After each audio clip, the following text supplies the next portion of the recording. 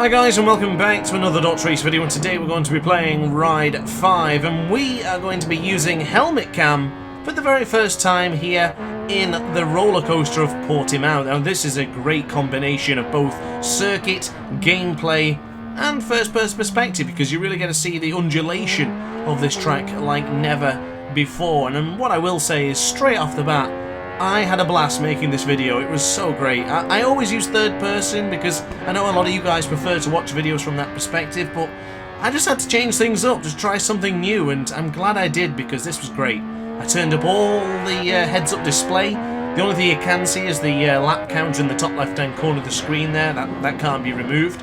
And of course, what else you'll be seeing is a nice little funky pop-up with the subscribe button. So of course, guys, if you do enjoy the content, definitely hit subscribe. But if not, don't worry about it. You can do whatever you like to do. But I do want to say you will be inundated with bike videos. So anyway, back to the point. What I'm trying to make is that I really enjoyed making this video today, and I do want to do more first-person perspective videos in the future, because this was a lot of fun. Turning off the heads-up display, it just felt so immersive. And I never really had any issue working out what gear I was in, because quite clearly you can see the screen, you can see the speedometer, and just listening to the bike, you can tell when you need to do the gears. And honestly, it just felt really great, and I am gushing over Ride 5. Of course, you've seen the review, you've seen the career mode videos I made so far. I'm having a blast with Ride 5. I'm having a whale of a time, and honestly, I really hope you guys are as well. I do want to start a stream soon, possibly this weekend, I'm not entirely sure, but I would love to get online with the aces. So if you're on PC, let me know in the comment section down below, add me on Steam, join the Discord server, so then of course we can arrange for our next couple of races. But yeah, quick question for you guys, how do you feel about the first person perspective within Ride 5? Are you playing this game right now? Are you using this helmet cam? Or are you still much a fan of the third person? Definitely let me know. I'll do a poll up on my channel so that way I understand whether to do more of these videos or not to bother. So anyway, into the Tour VIP again. That's a bit deep. Can I pull it back in? We can. See, look at that. Getting really tight to the apex there. It looks great when you do it, honestly. I'm really enjoying Ride 5 and I'm really enjoying this perspective, and I don't know whether I even mentioned which bike we're using, so a quick apologies to you guys if you're still out of the know, but this is indeed the MV Agusta F3 800RR, and this was a bike from 2022, so this wasn't included in Ride 4, because of course Ride 4 came out in 2020, and that had 2 years of installments of DLCs, I think that's right. I should know, I've played Ride 4 so much, but unfortunately my mind has gone blank temporarily. Oh goodness me, felt the front dip away ever so slightly into the left hand side there, quite deep into turn 10, but not quite, not bad, but I don't think it was good enough. And here into Sagres, I'm still, yeah, quite deep there. Not really getting it right. I think that's the one thing I've got, is in some corners I can feel absolutely bang on within this perspective, and in some corners not so much. But what I can tell you is my electronics aren't set up correctly, so what I'm going to do is I'm going to get across the line and we'll restart with the fresh electronics. So yeah, get across the line, I'll see you in a moment. So back to the action then, ladies and gentlemen. Tyres are still very much the same, medium front and medium rear, but what I have done is reduce the anti-wheelie down to either 1 or 2, I think it was, might be 2. And then for traction control, I've put that down to 1. So as it stands, ABS maybe on 1 or 2, TCS 1 and anti-wheelie 1 with engine brake on 4. Now I did play around with the ABS, and sometimes on some bikes I feel like it's okay and I can get away with 0, and then some I use 1 or 2. So I'm still finding my feet here in Ride 5, and this is after 20 hours of gameplay, no doubt. So far, anything lower than like 300, so 500 cc's, ABS is off, anti-wheelie is off, and traction control is off as well. Maybe anti-wheelie gets onto 2 sometimes, but actually, you can see on the screen, I'm using anti-wheelie 2 and 0 TC for this one. Look at the little wheelie we got over the crest there as we dive into the Craig Jones corner and back across to the right. Of course, a very difficult corner to get right here. This is the Portimao corner, and we're way wide. Yeah, that's not going to cut it. Can we go tight to the apex there? Look at that. Really feel yourself following the apex here in this game. It is nice, and don't get me wrong, the camera in MotoGP 23 and even in Superbike 22, are still good. But there's something special about this one. I know it's not the ultimate first-person perspective, and if you're still typing that in the comment section, then just hold fire for a minute. It isn't perfect, I never said it was, but I do like it, and that's all that really matters. I understand that I would like to see the eyes track the corner as well as everyone else would, but we get what we're given, and it's okay for now. It's something that we definitely need to have in a future installment, but for now, it is very much what it is. But anyway, onto the brakes we go, into the Primera corner. One of the most difficult corners in any racing circuit. Turn 1 is just... it's a scary one, but honestly it feels so good. And this F3800 tackles it with ease. The brakes on this bike are great. Now this is still a completely stock bike. The only thing I did change was the tyres. Everything else has been completely left the same, simply because I ran out of credits. I was upgrading other bikes and I bought another few. I won't say which ones yet because it could spoil the video for in the week. And yeah, I ran out of credits, so then I realised I didn't have enough to start upgrading, so I thought, what's the point? Might as well go completely stock, but just upgrade the slick tyres to the Pirellis, and that's all I really needed to do. So yeah, here today, if you want to try and compete with my lap time with helmet cam, you can either go in helmet cam or third person, it's entirely up to you. You'll be able to see the lap times right at the end of the video. But now into the right hand side for the Portimao corner. That may have been the best way to tackle that corner in today's video. I think, yeah, definitely demonstrating it well. Into turn 10, not bad going into, is it turn 13? I got confused now with my corner numbers, but yeah, into that one and now into turn 13, I think this one is, or turn 14 for Sagres. I feel a bit more confident now. But what I do love about this circuit, what I do love about this perspective, is how close we can get to the right hand side here. Look how close we are to the rumble strip as we go very tight to the apex. And what? Invalid lap? And now the next one will be invalid as well, but oh well. It is what it is. But one thing I'm not too concerned about in this video is the lap time that I'm actually going to produce. So I'm not going to restart the lap, I'll just continue pushing and we'll see what we can get. Now, of course, an invalid lap means that the lap time will not count on any leaderboards or even appear anywhere else.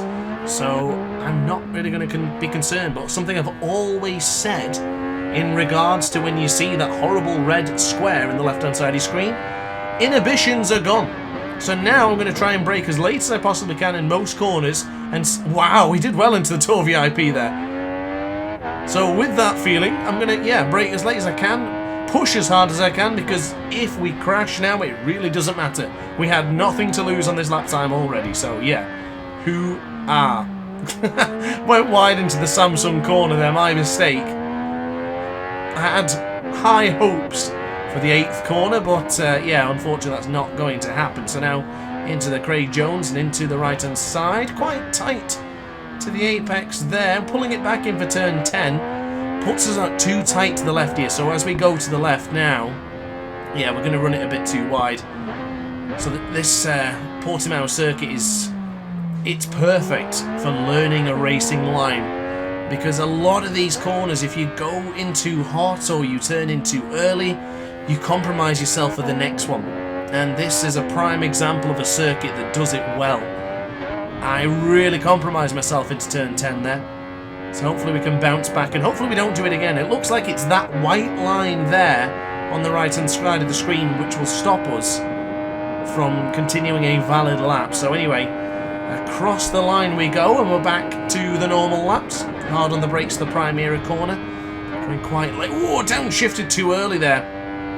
It's not a problem, but that was a scary moment. Hearts in mouths as we went a little bit too early upon the upon the downshift. Something that you can't do in the MotoGP game or the Superbike 22 game. Looks like that's carried over now to Ride 5.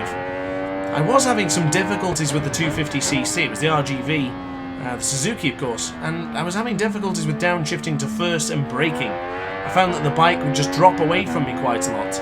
Only the 250s do that, but regarding the rest of the bikes, they don't really do that. So you can downshift to first and not really pay the consequences, as long as it's not too egregious. You know, if you're not in the really massive revs when you start dropping down, it should be pretty solid. But anyway, a little bit of a wheelie going over the crate, into the crate. Look at that beautiful apex there.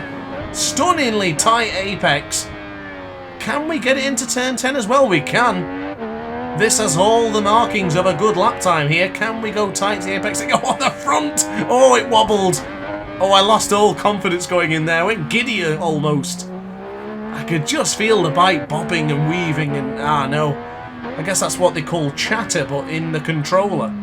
Didn't like that at all. I don't think the F3 800 took kindly to that.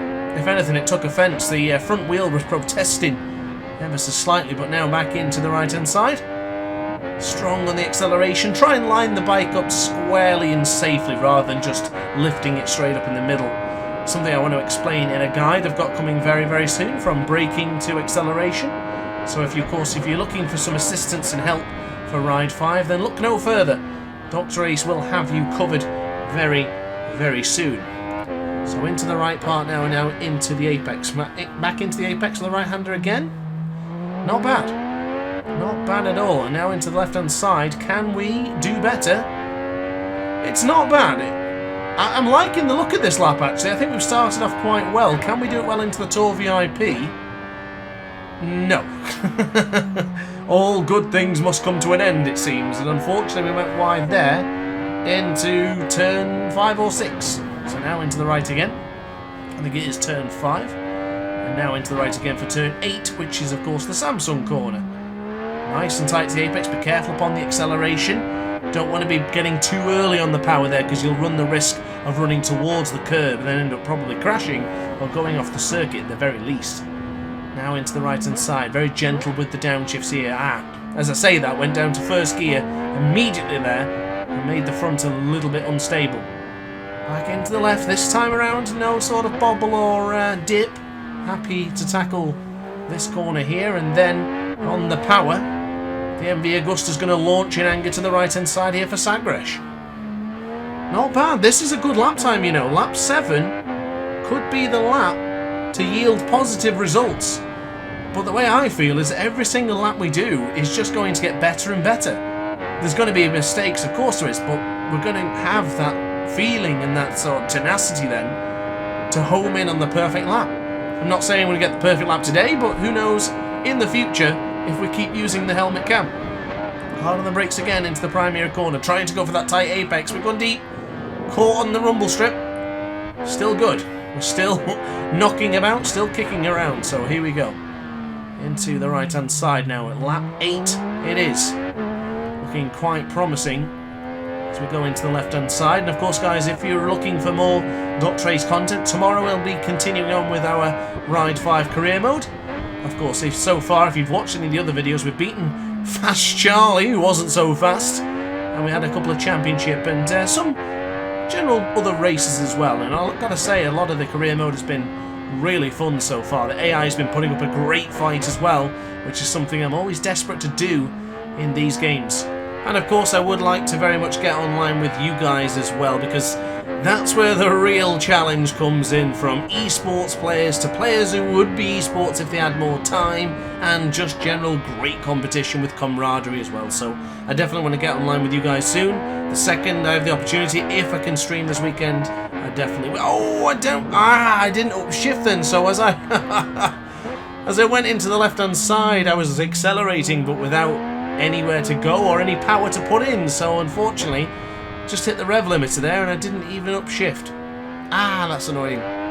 Oh well, it is what it is. So that lap time's gone. I was rather looking positive there, and I was happy that we were doing some consistent pace with valid lap times no less. So that's an unfortunate end for lap number 8.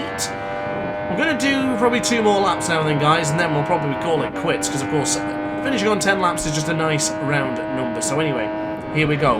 Lap number 9. This is the penultimate one of today's video. Deep into...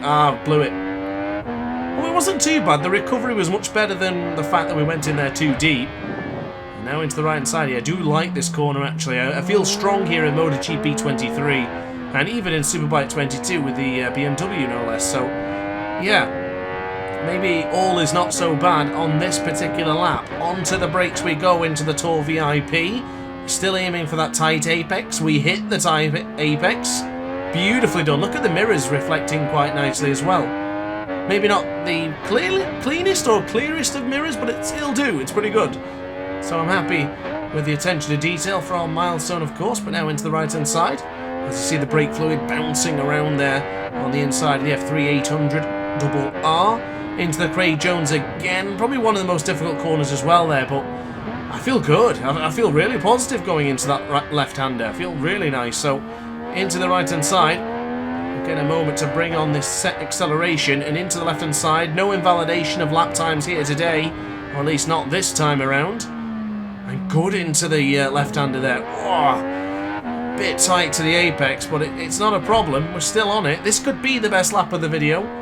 As I say, we can't really see, because we can't see the sector times or anything else with all the heads-up display turned off, but for immersion purposes, it's well worth it. And we're tackling the roller coaster together here today, so that dip into the right-hander there almost invalidated the lap, but here we go then for the last lap of today's video. Here we go, across the line. This is it, into the primary corner, firm on the brakes, birds are flying above, into the right, we're good. Into the next right-hander, can we get it right again? And into the third right-hander in a row. It's tight, it's clean. Maybe this will be the lap time. I guess we'll find out in a few moments' time, but strong in the acceleration now. Upshifting at the right time as well. Got to wait for that rev limiter to hit a point as we go hard on the brakes again. That's deep. It's not bad though. We were able to recover. Alright, I'm still feeling positive here. This could be a good lap time. As long as it looks clean, as long as it looks interesting, that's all that really matters. I mean, if it's a great lap or not, I guess we'll find out, but into the right-hand side for the Samsung corner. That's nice and tight as well. Apex was hit beautifully. Down the waterfall section and back up. Into the Craig Jones corner. Back into the right for the Portimao corner. Going wide, then pull it in tight. Oh, that's deep. Not as smooth, and we could compromise our exit. Swinging to the left here.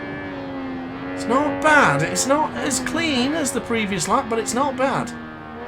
Tight again to the apex, elbow touching the floor this time around, and then into again for the right. It is the Sagres corner. Pull it in, but not too tight. Bring on the power and prepare yourself for the gallop.